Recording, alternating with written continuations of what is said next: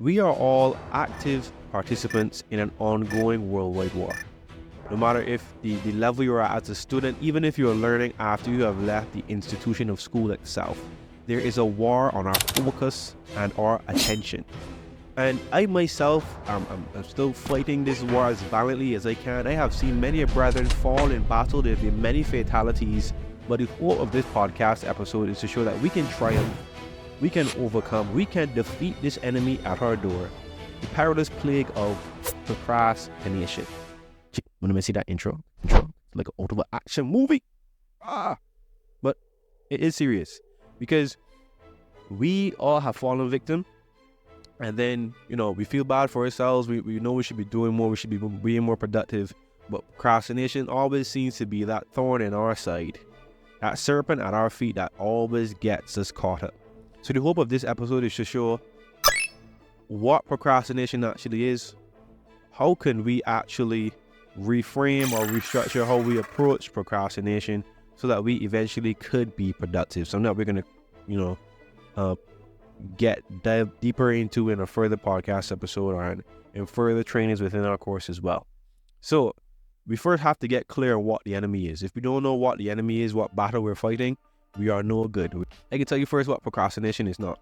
Procrastination is not that you have something scheduled for 9 to 10, something important happens, and then you cannot fulfill that commitment you made between 9 to 10. So similarly, in a way I was thinking that I was procrastinating filming this episode of this podcast. However, things have happened, things of significant importance have happened, and then I had to push back the time in which I wanted to actually record. That is not procrastination, that is just life. Things happen, and we don't always get to do what we want. You told yourself you were going to study when you get home, or you told yourself you're going to do an assignment or review some reading for a particular course, whatever the case is, and you were going to do that at 5 o'clock. Because of the traffic on the road or there was an accident, you got home at 6. That is not procrastination. This is the best way I can define procrastination. Procrastination is avoiding a task that we know we should do for no good reason, even when we know it will backfire on us in the long run. See, there's a difference. Procrastination is when there's no good reason for not actually carrying out the activity that we view as important and are urgent. Procrastination is usually associated with certain emotions, right? It's associated with negative emotions. We usually procrastinate when we feel overly stressed, when we feel insecure about doing something, or we feel incompetent. So, and give you a real life example. When I first started going to the gym, I procrastinated for a very long time because I was insecure. I was skinny. My head was big. My head's still big, but obviously because, I got the shoulders and thing, kind of fill up the frame. You know what I mean? I am, yes, all the people was bullying me, talking about, Dora twin brother. Look at me now, boys. Anyhow. I was insecure. So I put off going to the gym because I was going to be incompetent when I did do it. And I was insecure. Look at the stress portion now. When an assignment, when a big project becomes stressful or so stressful, we do not do it because we don't want to engage in that stress. And in all of these instances, my brain, and the instances where you may procrastinate as well, our brains are trying to protect us. There is something threatening. There's going to be an issue. This is going to be challenging. We do not want to go down this path because we are trying to protect you. That is the signals that our brain is telling us, right? And it's good. That's the way that we don't walk across the road when it got hella traffic, because we would, get rolled over and die. Because we don't pop back up like Tom and Jerry. We actually got one life and not 9. So in many instances, it does protect us. However, when procrastinating, what it does is beneficial in the short term because we do not have to confront that challenge, that issue, that thing that's making us feel stressed, insecure, or incompetent. However, as the definition said, it is going to backfire on us in the long run. And that's the whole premise of procrastination. You feel good in the moment, but as time goes on, you feel worse. And I was talking about this in the previous podcast episode. If you haven't checked it out, I advise you do after you watch this one. Download or listen to that one as well. And we were talking about the 3 habits of highly successful or the top students. And in that, I was talking about how sometimes when we procrastinate, right, and we do recreation before we actually do work, we are not enjoying the recreation with a clean conscience. So in between maybe engaging in recreation, when we know we should be doing something serious, we like, cheese on, brother should be doing that like every 5-10 minutes. You really saying, oh, hey man, this is the last one to go watch. Like, you start to feel bad for yourself, or you feel guilty if you like me. Actually, well, I hope you feel guilty, because if you don't feel guilty, oh gosh, you a lot further gone than I thought. So that's the thing that we're trying to identify here. How do we overcome our brain giving us those signals, feel good in the moment, but obviously feel bad in the long run? And that's what we're trying to kind of pinpoint. So again, we got to kind of get clear on why we feel this urges to procrastinate in the first place, and do our best to analyze it so then we know how we could move forward, right? So as I was saying before, stress, insecurity, and incompetence are some of the negative emotions that promote procrastination. But this is an interesting fact. Most people who are chronic procrastinators are not lazy. They're actually more akin to being perfectionists. So there are a lot of people who procrastinate who feel like they need the perfect conditions to start, right? I need like everything to be going my way. I need to have had a good day. I need all of these things before I start doing what I need to do. I need to be in a certain frame of mind. If I do not have my 2D pencil sharpened a certain way next to my blue gelic pen, I cannot start work, right? There's some persons like that. And that is not being lazy.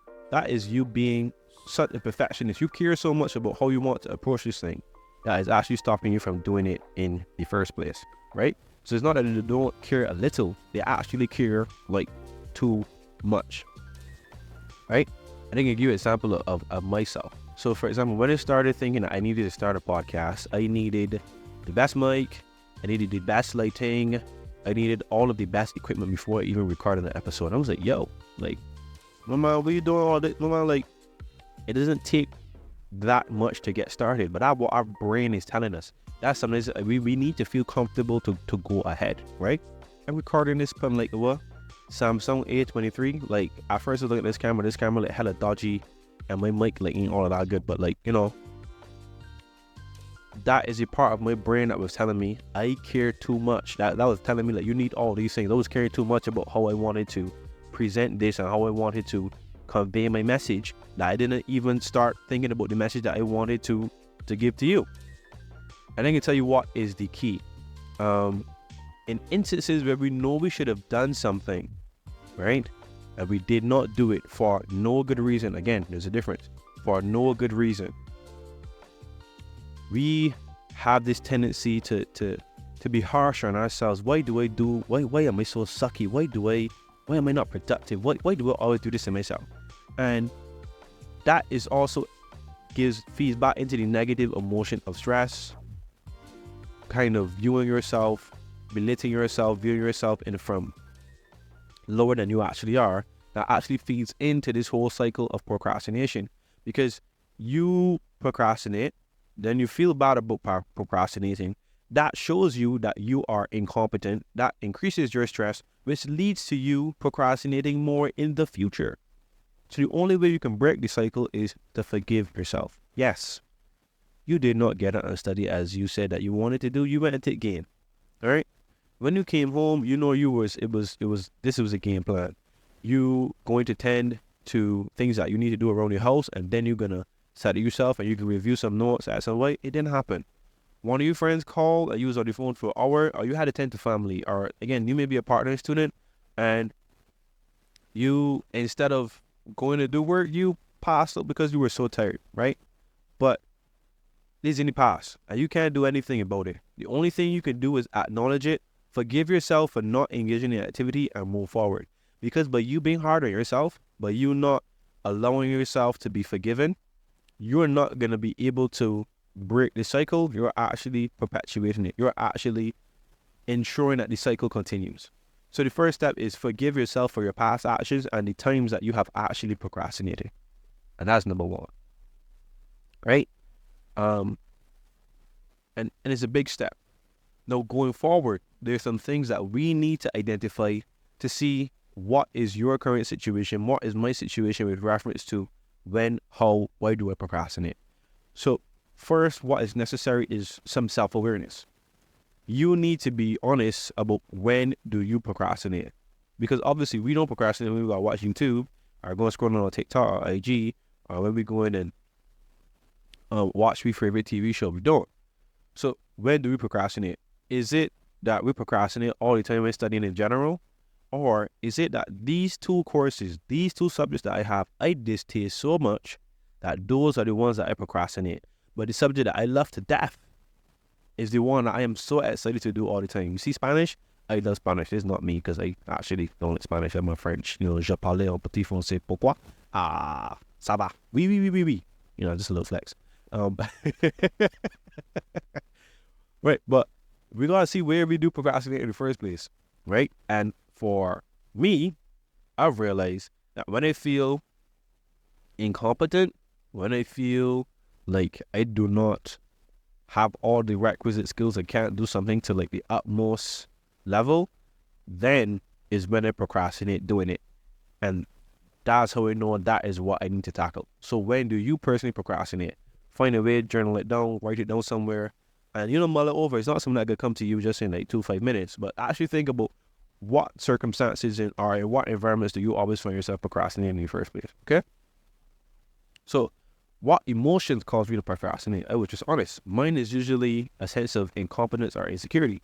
Because, for example, when I start doing a new course, or when I start learning a new subject, or starting a new job or something, the reason I am not, sometimes I used to not be, and I had to switch this. The reasons why I used to procrastinate, probably learning more about the subject or doing more about it, because I was not good. I suck. And whenever you do something new, you do suck, and you will have to suck to get better. And my issue was that I didn't like to suck at anything at all. Like, I wanted to always be a high performer, even when doing something new. So what happened? Because I don't like sucking at things, and when I start a new thing, I have to suck. I didn't see it through to the point when it actually got good.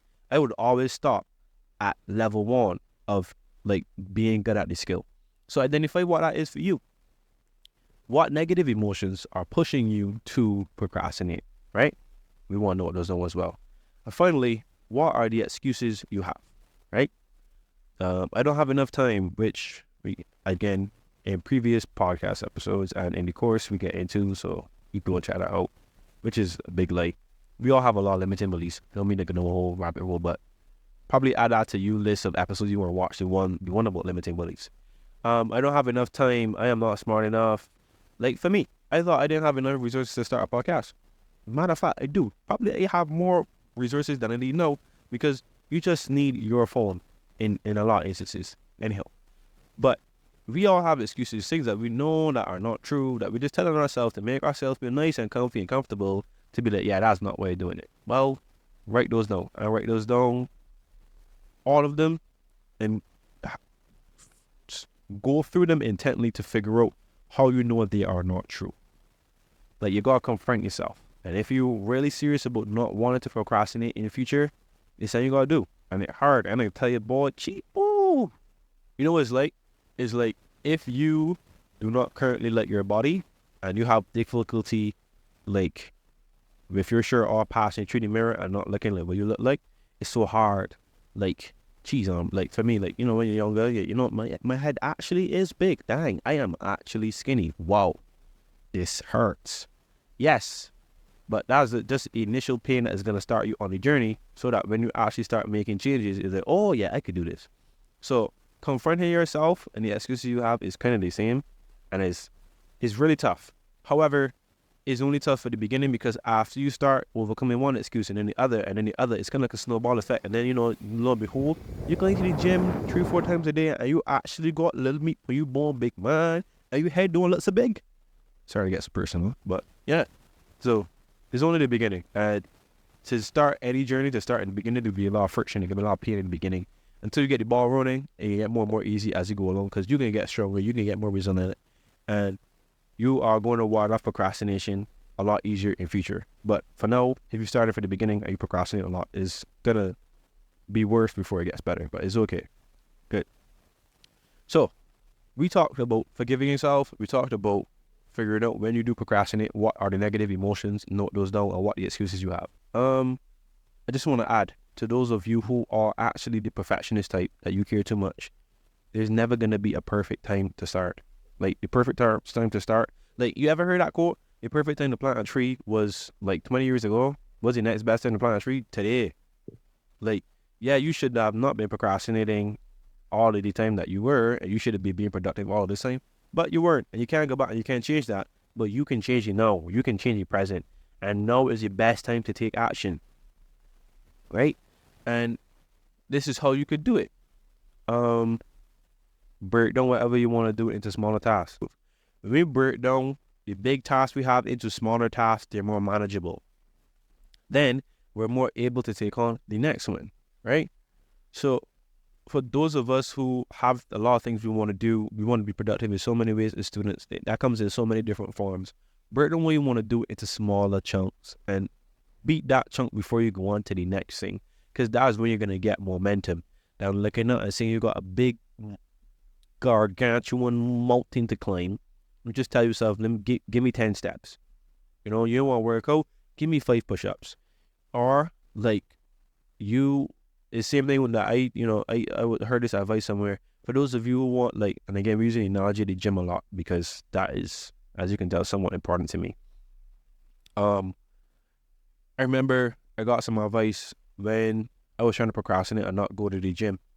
And it was just dress, get your sneakers on, you know, wear the appropriate clothing, and go in the gym for at least 2 to 5 minutes. And if you don't feel like it, you can leave. You know what's so interesting? We think that the motivation to act is what we need to carry out an activity. But I can tell you what was so different in this situation. I got my things. I made sure that after school, I went straight to the gym. I changed off, and I tell myself I'm going, even if it's 5 minutes, I can get and go and leave. And I put so much effort into just starting in the first place. It was like, wait, I can gonna leave the gym after 5 minutes. When I put all these clothes, I put my sneakers, I lug my heavy bag all the way across here, and I just left. No, I stayed and I kept going. For some of us, it's just that. Do 5 minutes. Start the activity in a small chunk, and then you're gonna get the motivation to act. The motivation doesn't come always before the action. Sometimes the action is necessary to then get motivation to actually execute on doing the thing. And that is how for those of us, the most of us who feel like we need perfect conditions, have to think about it. Sometimes the motivation is after the action. There's no bus that can come and pick me up with all the right people and the right equipment to get us to do what we need to do. So then we just start doing it, and then we can feel like continuing it, right? And this is 4 ways we think that we could, I think objectively that anyone could overcome procrastination after they have looked at why they procrastinate, being self-aware, what emotions they feel, what negative emotions they are, note those down. What are those excuses? Journal those as well. These are the 4 things I think we could all objectively use to arm ourselves. So what is the third thing? So number 2 is obviously there is no perfect time. Number 3 is look at these activities as input-based rather than output-based. The output is the end result. I am going to the gym to get swole. I am going to study. Like, I need to read this entire I need to read this entire book. I need to finish this assignment. Input-based is different. Right? You need to read the entire book. Just read 5 pages. You need to study this entire chapter. Study 3 or 4 paragraphs. When we look at it that way, it's a lot more feasible, because I could revise for 20 minutes instead of telling myself I gotta revise this whole chapter. Or I could read 10 pages of this book instead of telling myself I gotta read the entire book. Or I could tell myself that I can do 3 sets of 10 of this exercise rather than I gotta get swole. So when we look at it as the input, it's easier, because when we have the output, is like this big thing that is this big goal that we need to achieve. So instead of climbing the entire mountain, is how many steps? I want to just walk 10 steps today. And that is how we could, perceive it differently. It's not the end result you're looking for, is the input. Is the steps that you're taking to get there, if that makes sense. And 4th set of advice for those who want to overcome procrastination. Let the first time you're actually trying to attempt to be productive be your preparation or the prep work you're doing behind the scenes. So it's the same way how we do meal prep. If I want to go and do some, if I want to cook and I want to make a nice meal of some roasted chicken breast and some basmati rice with some, some roasted vegetables. If I just go and start cooking and I put out all of my ingredients, well, the chicken got defrost, cheese on bread. I got to clean the vegetables, then I got to turn around and clean the chicken, then I got to wash the rice, then I got to boil the rice, then I got to do all this other stuff, light the stove. Instead, this is why meal prepping is such a big thing. You prep everything one time. So I know that I want to cook on Sunday. By Saturday, my chicken is already thawed out and clean and cut up and is already seasoned and put in the fridge. Same with my vegetables, and I am ready to go. So that when I actually go to cook now, it's such an easier process.